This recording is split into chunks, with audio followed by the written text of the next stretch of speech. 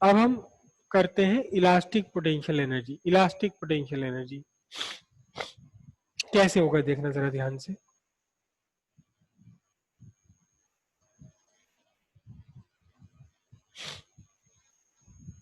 Elastic potential energy elastic potential energy अभी हम बात करेंगे ऑफ स्प्रिंग। वैसे स्प्रिंग के अलावा और भी कई चीजों की हो सकती है इलास्टिक पोटेंशियल एनर्जी। अब ध्यान से देखना, देखो ध्यान से देखना, ये इत्तेफाक से स्प्रिंग है, कॉपी में से निकली हुई बाहर को। ये स्प्रिंग की अपनी नॉर्मल पोजीशन है, नॉर्मल पोजीशन है। अगर मैं इस नॉर्मल पोजीशन से इसे इसकी कम करना चाहूँ इसकी लेंथ, तो मुझे फोर्स अप्लाई करना पड़ेगा। ये देखिए मैं इसे क्या कर रहा हूँ, यहाँ मैं यहाँ एक फोर्स अप्लाई कर रहा हूँ। ये मैंने फोर्स अप्लाई की तो इसकी लेंथ डिक्रीज होती चली गई, डिक्रीज होती चली गई।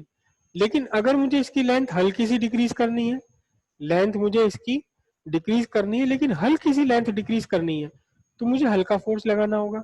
लेकिन जैसे जैसे मैं इसकी लेंथ ज्यादा और ज्यादा और ज्यादा डिक्रीज करूंगा, तो मुझे ज्यादा ज्यादा ज्यादा ज्यादा फोर्स लगाना पड़ेगा, फोर्स लगातार बढ़ाता रहना पड़ेगा। इसके अगेंस्ट अगर मैं इस स्प्रिंग को बाहर की तरफ खींचता हूँ, अगर मैं इस स्प्रिंग को बाहर की तरफ ऐसे खींचता हूँ, तो क्या करना पड़ेगा मुझे? सिंपल सी बात है, इसके लिए भी मुझे फोर्स लगानी पड़ेगी।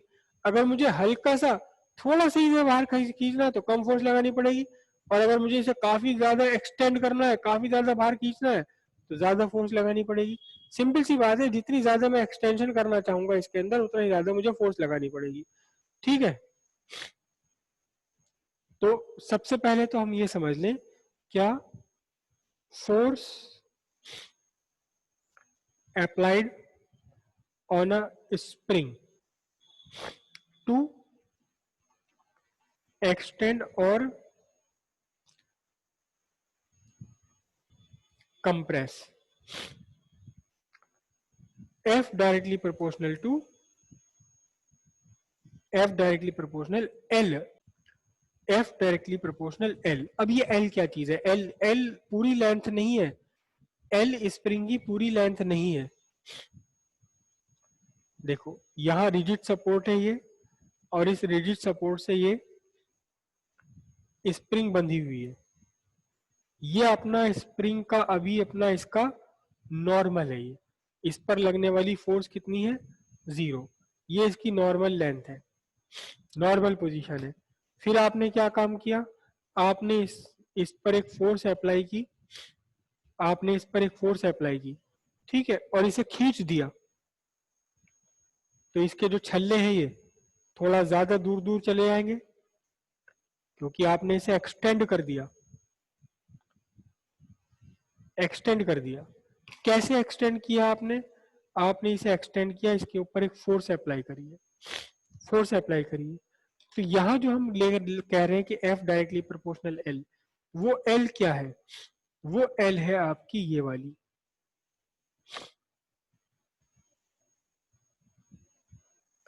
जितना आपने इसके अंदर एक्सटेंशन दे दिया, जितना आपने इसके अंदर एक्सटेंशन बना दिया, वो लेंथ है।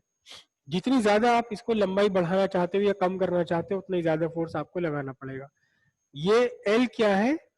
L है आपकी एक्सटेंडेड और कंप्रेस्ड लेंथ। वो लेंथ है जो आपने एक्सटेंड कर दी या कंप्रेस कर दी। अगर इसे कंप्रेस करना चाहेंगे तो भी वही कंडीशन है। तो F directly proportional L। Total length की बात नहीं है ये, टोटल लेंथ की बात नहीं है कि जितनी आपने बढ़ा दी या जितनी आप इसे घटा रहे हैं, ये उतनी ही लेंथ की बात है। तो फिर क्या होगा? F इज इक्वल्स टू क्या होगा? KL। प्रोपोर्शनलिटी हटाकर कांस्टेंट लगा दिया।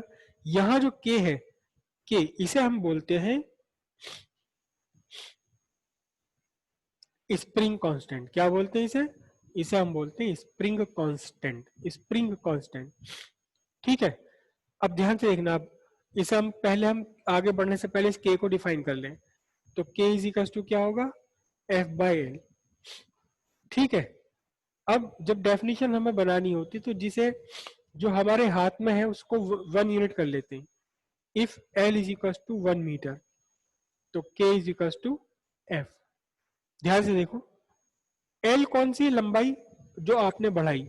अगर आप किसी स्प्रिंग को खींच के उसकी लंबाई 1 मीटर बढ़ा दें, जितनी थी उससे 1 मीटर लंबाई कर दें, तो जो भी फोर्स आपको लगाना पड़ा इस काम के लिए वही है स्प्रिंग कांस्टेंट ऑफ स्प्रिंग। ये स्प्रिंग है देखो, ठीक है। मैंने इसकी लेंथ बढ़ाई 1 सेंटीमीटर, 2 सेंटीमीटर, मैंने इसकी लेंथ बढ़ाकर 1 मीटर बढ़ा दी। अब मैं इसकी 1 मीटर लेंथ बढ़ा दूंगा तो स्प्रिंग खराब हो जाएगी। फिलहाल मैं 1 मीटर तो नहीं बढ़ा सकता। इमेजिन कर लो कि 5 मीटर की स्प्रिंग है, 5 मीटर की स्प्रिंग को खींच के आपने 6 मीटर कर दिया, या 5 मीटर की स्प्रिंग को दबाकर आपने 4 मीटर कर दिया। तो जितना भी आपने फोर्स लगाया है इसे दबाने के लिए या इसे खींचने के लिए, इसकी लंबाई को 1 मीटर कम करने के लिए या लंबाई को 1 मीटर बढ़ाने के लिए, जितना भी आपने ये फोर्स लगाया है इसके ऊपर, बस ये वाला फोर्स ही, 5 मीटर लंबाई थी इसकी, 5 मीटर से मैंने इसे खींच के 6 कर दिया। 6 करने के लिए, 6 मीटर करने के लिए जितनी फोर्स मैंने लगाई है वही फोर्स कहलाती है, वही फोर्स कहलाती है स्प्रिंग कांस्टेंट। इसकी यूनिट क्या होगी? इसकी यूनिट होगी न्यूटन पर मीटर, क्योंकि ऊपर फोर्स है नीचे लेंथ है। किसी भी स्प्रिंग की लंबाई खींचकर, किसी भी स्प्रिंग को खींचकर उसकी लंबाई 1 मीटर अगर आप आवाज बढ़ा कट दें, कट तो जितनी फोर्स आपने लगाई है वो फोर्स कहलाती है, वो फोर्स कहलाती है, वही फोर्स इक्वल है किसके? स्प्रिंग कांस्टेंट के, न्यूटन पर मीटर की लेंथ है, ठीक है। आपने कई चीजें देखी होंगी, कई बार आपने सबने स्प्रिंग देखी है। कुछ स्प्रिंग तो बिल्कुल सॉफ्ट होती हैं, कुछ स्प्रिंग हार्ड होती हैं, जिन्हें खींचना आसान है, सॉफ्ट स्प्रिंग। जैसे कि इस टाइम मेरे सामने ये स्प्रिंग है, ये बिल्कुल आराम के साथ खींची जा रही है, आराम से खींची जा रही है, आराम से ये, तो ये एक सॉफ्ट स्प्रिंग है। सॉफ्ट स्प्रिंग है, इसका मतलब इसकी लेंथ को 1 मीटर बढ़ाने के लिए मुझे ज्यादा फोर्स नहीं लगाना पड़ेगा, ज्यादा फोर्स नहीं लगाना पड़ेगा। लेकिन अगर यही मजबूत स्प्रिंग होती, बहुत मोटे, अभी तो प्लास्टिक से बनी हुई है, अगर ये इतने मोटे स्टील के तार से बंधी हुई होती तो मुझे इसको खींचने में काफी फोर्स लगानी पड़ती। तो जो सॉफ्ट स्प्रिंग है, सॉफ्ट स्प्रिंग के लिए के की वैल्यू लो होती है, हार्ड स्प्रिंग है इनके लिए के की वैल्यू लार्ज होती है, बड़ी होती है। समझ आ गई बात? जितनी सॉफ्ट स्प्रिंग है, आराम, जितनी ज्यादा आराम से वो खींच सकती है, उतनी ही उसकी के की वैल्यू कम है। जितनी मुश्किल से खींच पाती है उतनी ज्यादा। सिंपल सी बात है, एक सॉफ्ट स्प्रिंग है तो 1 मीटर एक्सटेंड करने के लिए आपको हल्की सी फोर्स चाहिए तो के की वैल्यू कम। अगर बहुत हार्ड स्प्रिंग है तो 1 मीटर एक्सटेंड करने के लिए आपको काफी सारी आपको फोर्स लगानी पड़ेगी, ज्यादा फोर्स लगानी पड़ेगी, तो इसका स्प्रिंग कांस्टेंट भी ज्यादा ही है। यहां तक की बात समझ आई?